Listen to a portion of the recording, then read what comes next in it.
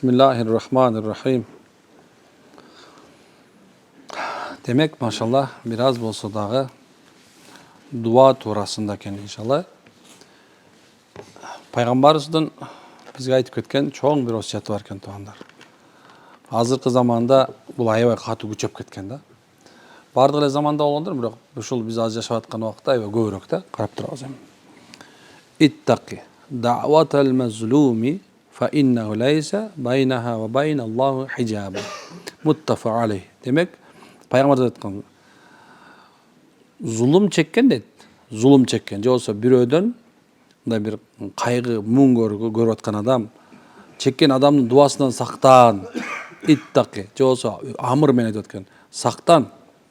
Эмне үчүн десе, лайса себеби аны менен Аллахтын ортосунда эч кандай тосмо жок, хижап жок дейт. Түзмө-түз кабыл болот экен. Демек Пайгамбар саллаллаху алейхи вассалам бизге айтып аткан да, зулум чеккен адамдан дуасынан сак бол, алыс бол, корк деген экен. Көрдүңбү? Ушул нерсени аябай көңүлгө алыш керек да. Анткени бир адам зулум чегип калса сенден, ошол кечирилбей калса, ошол Алла колун көтөрө турган болсо, анда бүттү дей бер. Анда субханалла, бул дүйнөдө балким ахиретте субхана бүттү. Мазлум же болсо зулум чеккен адам мейли кайсы жол менен болсун, тилиң менен зулум чексин, сен менен биздин тилибизден, Кудай сактасын. Колуң менен, бийлигиң менен, мансабың менен, кайсы жол менен бир адамга залал, оорчулук келтирген болсоң, билгин да. Анткени ошонун аркасында ушундай чоң коркунуч нерсе бар. Зулумдун некен колу көтөрүлгөндө, зулум чегилген адамдын колу көтөрүлгөндө, Алла Таала түзмө-түз кабыл кылат. Ошонун ичинде мисалы дуасы кабыл боло турганда экөө бар экен, Мисалы Пайгамбар үч нерсенин дуасы, үчөөнүн сөзсүз дуасы кабыл болот деген. Ошонун бирөөсүнүн ата энеге баланын кылган дуасы. Мына бул сөзсүз кабыл болот экен да. Анын мына экинчиси зулум чегип аткан адамдын дуасы. Үчүнчүсү кайсы эле? Алла жолунда жүргөн адамдын дуасы сөзсүз кабыл болот экен. Демек, мындай мусафир да, кандай болгондо мусафир Алла жолунда. Эми карагыла. Ушул үчөөнүн дуасында хижап жок экен, парда, тосмо жок экен Аллах менен. Кимде ким бир адамды мисалы билбестен зулум чекип калган, билбестен мындай өзү каалабаса деле бир кандай ушундай болуп кетти. Демек, ошондо дагы коркуш керек экен. Каалабастан деле ушуну бирөөнө мындай оорчулук келтирип алган болсоң, өтө чоң нерсе. Ошонун каргышы, ошонун жаман дуасы, ошонун жаман тилеги, мисалса, балдарыңан көрүп кал деген сөз бар туурабы? Ушуну көрмөйүн өлбө деген сөз бар. Ушуну каргашат го. Мына ошондой катуу зулум чеккен адамдын дуасы Алланын алдында түзмө-түз барат экен. Корко турган нерсе. Биз болсо кээ бирде мына көңүлдө эле бурбай коебуз ушул нерсегечи. Эмне болуп тирем? Эмне болмок эле? Каргышы какмашы барар деп мындай кээ бир адамдар көрүп атабыз го. Мисалы азыр көп убакыттарда мына бийлик ээсинде туруп калса, ошол бийлигинин себеби менен эмне кылышы мүмкүн экен? Көп адамдар сыздатып коет. Эч бир мындай эмеси жок, камап коюшу мүмкүн. Же болсо ошонун мисалы аркасынан өчөшүп алып, ошонун жумушунан ыргытып, жашоосун бузуп, бүт нерсени талкалап аткандар андан көп туурабы? Бул дагы зулумчулук болот. Эми ошолордун зулум чеккендери болот. Ошондой эле мисалы бир адам байлыгы менен, мисалы бирөөнү сатып алып, бирөөнүн ушундай метип коюп, жолун тосуп, ошону иштетпей, монополия кылып, эмнеге ошолордун баарын, жолдордун баарын жаап, адамдарды субханалла баягы өзүнүн эмесине иштеткен аракет кылат да. Эми башкалардын баардыгынын ойлобойт. Мисалы кандай ойлош керек? Мисалы бирөөнү зулумчулук кылдың. Эми ошол зулумчулук кылганда анын аялы, балдары, бир тууган баардыгынан какшап атат да. Демек, бир адамга зулум кылган жок экен, бирөө менен аркасынан ондогон адамга зулум кылып турат. Мына ушундай экен. Ошол себептен субханалла, Алла Таала дайыма алсыздар тарапта. Алла Таала алсыз болгондордун тарабын унутпагыла. Алла Таала алсыздардын себебинен бул дүйнөдө, ошол дүйнөдө жанагындай алсыз адамдар, алсыз мисалы жанагындай чалдар, оорукчандар, ушундай айтканда үммөттүн алсыздар бар үчүн рызкын берип аткан. Дагы бир жерде айтат, бул дүйнөдө ушул айванаттар алсыз да. Мисалы эң эле чоң деген пилди деле минип алат бай адам туурабы? Ошондой бир мындай бир айбанаттардын адамдардын арасында алсыздардын эмеси себебинен азыр бул дүйнөдө дагы жаан жаап атат, бул дүйнө рызкы чыгып атат экен да. Качан адам үммөт ушундай бир баягы эме болуп баштаганда, жанакындай зулумчулук көбөйгөн мезгилде, адамдардын арасында зулумчулук көбөйгөн мезгилде, өлүм көбөйгөн мезгилде анан балалар башталат да. Өтө чоң балалар болуп калат. Эгерде бир нече адам бир жерге туруп дейт да, зулум чегип калган адамдар. Алла дей турган болсо, керек болсо бир жер жүзүн жок кылышы мүмкүн экен да. Ушунчалык чоң бир дуа кабыл болуп турган. Дуа деген бул Алла Таала өзү убада берген да, мисалы кабыл кылам депчи. Адам дуалар эми ойлошо мүмкүн, мисалы зулумдук кабыл болот экен, эми биздики кабыл болбой калабы деши мүмкүн да. Эми кандай? Мисалы таква адамдардын, олия машаяктардын мисалы дуалары Алла жолунда дайым таквачылык кылган адамдардын дуасы кабыл болот. Жана башта айтып атканда мисалы атаңдын, энеңдин сиз менен бизге кылып аткан дуасы кабыл болот. Түзмө түз. Ошол себептен ата менен энеден дайыма дуа алып туруш керек. Алардын батасын алып туруш керек. Ошондой мисалы бир туганга кылган дуасы да өтөт.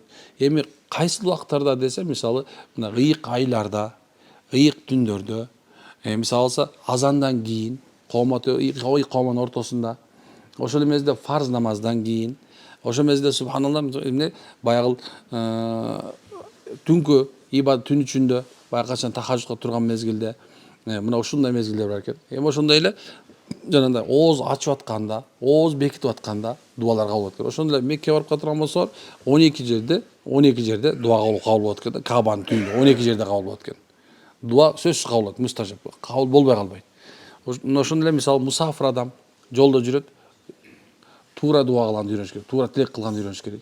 Дуа кылганда мисалы биз ойлошубуз мүмкүн да, кантип дуа кылышым керек десе, анан кээ бир алымдар айтат экен, дуа кыла турган болсоңор, пайгамбарга сөзсүз салават айткыла. Анан мен баягыда бир айтып бердим, бир дагы эстертип коеюн. Мисалы, бир чоң бир алым айтат, дуа кылардан 7 жолу салават айтсын дейт пайгамбар. Кайсы салават билсеңер. Анан дуа кылып, анын аягында кайра 7 салават айтып пайгамбар саллаллаху алейхи ва саллям, анан кийин дуа кыла турган болсо ошол сөз кабыл болот экен. Ошол айтат экен, мен дуам кабыл болбой калган жок дейт экен. Ал дуанын кабыл болушуна мисалы биз дуа кылып атабыз, кээ бир айтат, Кудай эле атам, кана берген дегендер бар да, бачы. Айтайын дегеним, дуа кылгандан кийин сабыр кылып күтүп туруш керек. Ошон Алланын кандай чечими келсе, ошо шүгүр кылыш керек. Жокса ыраазы болуш керек. Алхамдулилла, Алла ушу аз болсо да чечип бердиң. Алхамдулилла. Бизге аз көрүнүп атат да, бирок мынекей биздин ыйманыбызга жараша чечим келди. Биз көтөрө тургандай чечим келди дуанын себебинен. Мынакей дуа ошол замат кабыл болот экен. Жокса бир аз туруп кабыл болот экен. Алла кааласа бул дүйнө берип коет экен. Кааласа сонун ошол сен каалаган, мен каалаган нерсени дуабызды Алла акыретке калтырып коет экен. Бирок субханалла, зулум чеккен адамдыкын бул дүйнө берет. Мына зулум чекти мисалы, көчөгүн жанагындай интернетке тимеле кыргыздар тартышып, дыңкылдап сабаштыгы жанагыларды. Ошол зулум чеккен адамдар болуп калды. Жана пакистанецтер, жана индиялыктар, жана эмелер, зулум чеккендер болуп калды. Могу сабап атпайбы жаңы даңкылдатып. Валлахи, Алланын аты менен айтам. Ошолор Алланын жазасын тездик менен көрөт. Чын айтам. Кечиримди катуу сураш керек.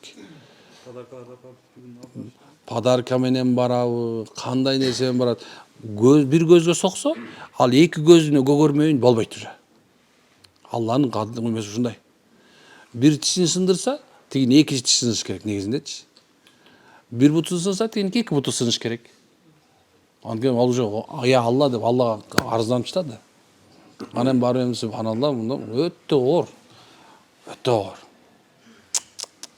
Бир эле байкуш мен ойлой берем кээ бирдечи, ушу эненики эме болот окшойт да. Мындай, кандай десем, эненики боктоп бир кызда бекер айтпайт окшойт деп коем да. Кандай болсо да кечире турган бир гана эне да. Чын. Бул дүйнөдө эч ким бирөө-бирин кечирбейт, чын айтам. Бул дүйнөдө кечире турган адам аз. Бир гана эне гана кечирет экен. Мен канча ушундай көрүп эле жүрөм. Баласы сөгүп, алкаш болуп кеткен, жана сабаган, бирокчу байкуш энеси, энем, балам деп жүрөт да. Бир гана эне гана кечирет экен. Ошол себептен субханалла, Кудайым баарыбызды зулум чеккендердин дуасынан сактаган болсун, туугандар. Абайлайлы. Тилди дагы, күчтү дагы, бийликти дагы, байлыгыбызды дагы туура нерсеге коротолу. Эртең бизге бат дуа, аркабыздан начар дуа кылып кое тургандарга коротуп салбайлы. Макулбу? Аракет кылабызбы? Эмне үчүн билесиңерби? Анткени ыймандуунун колу менен да, тили менен дагы эч качан бир зыян келбейт. Bir адамдын тили менен да, колу менен да жан дүйнөсүн оорутпайт, ошондой эле денесин да оорутпайт мусулман. Бирөөнүн жан дүйнөсүн бузуп, субханалла, жүрөгүн да оорутпайт мусулман. Унутпагыла. Адамдын денеси бир жерин так калтырышы так кетет. Бирок эмне экен? Бул жерде так кетпейт. Bir окуя бар экен. Bir олия бар экен. Алланын досу. Бул ибарат үчүн айтылып атат. Макулбу? Bir мындай көчөгө эме кылат экен, анан жуңгилеби, токойдун четине барып алып бир арстан менен да эми ойнойт экен да. Ойноп, ушундай эме кылат экен. Анан эми Алланын досу болгондон кийин Алла башкартырып коет экен да. Ушундай экен, биз коркобуз да. Бирок субханалла ушундай экен. Сахабалар деле келип туруп бир чоң бир жолго киши жей турган арстан отуруп алганда, анын жанына келип туруп, Алланын өкмөтүнө чыгып бетке чаап туруп анан ар бир токойду түртүү деп атпайбы? Эмне үчүн ошо Алланын досу, ар бир сахаба олия болгон. Ар бир сахаба олия болгон да. Ушуну унутпаш керек. Ошон үчүн айтылат да, миллион сахаба, бир сахабага азыркы дүйнөдө бардык олиялар келсе тең келбейт экен. Эми бүт сахабалар пайгамбарыбызга тең келбейт. Пайгамбар болбойт экен, мүмкүн эмес экен. Анан баягы ойноп аткан бир мезгилде арыстан баягы дебесе баягы чочуп кетип, колуна таяк менен тас деп башка чайганы баягы жалып кеткен экен. Баягы арыстан токойду өзү кыйра качып жүрөт. Баягы күнү келет, баягы арыстан жок, арыстан бир нече убакыттан кийин баягы келип митип чакырса, баягы арыстан чуркап келип дейт. Анан баягы ойноп атып, мени караса, дейт. Биягың эме болуп калыптыр эми. Бул жер ушундай жарып алдым эми. Кечирип коңузса, баягы арыстан айтат турбайбы? Ооба дейт. Бияк айыкты дейт, бирок бияк айыкпай калды экен турбайбы? Ошондой экен. Ошон сенен бирөөнүн жүрөгүн өлтүрүп зулум кылып албайлы. Сага ишенип турган адамды субханалла жүрөгүн өлтүрүп албайлы. Сага ошо таянып турган адамдын жүрөгүн өлтүрүп албайлы. Сени сүйүп турган адамдын жүрөгүн өлтүрүп албайлы. Сени мактап, сени жактап турган адамдын жүрөгүн өлтүрүп албайлы. Эгерде биз ушундай кыла турган болсокчу, эртең ал кайра ордуна келиши оор. Ошон үчүн биз жүрөк сындыруучу эмес, денени оорутуучу эмес, алки иншалла жакшы дуа кылып, Алладан жакшылыктар көрө тургандай болалы иншалла. Анда амин. Субханак хамдик, ашла анта, астагфирука ва атубу илейк. Бизден кетсе кечирип коңуздар эми.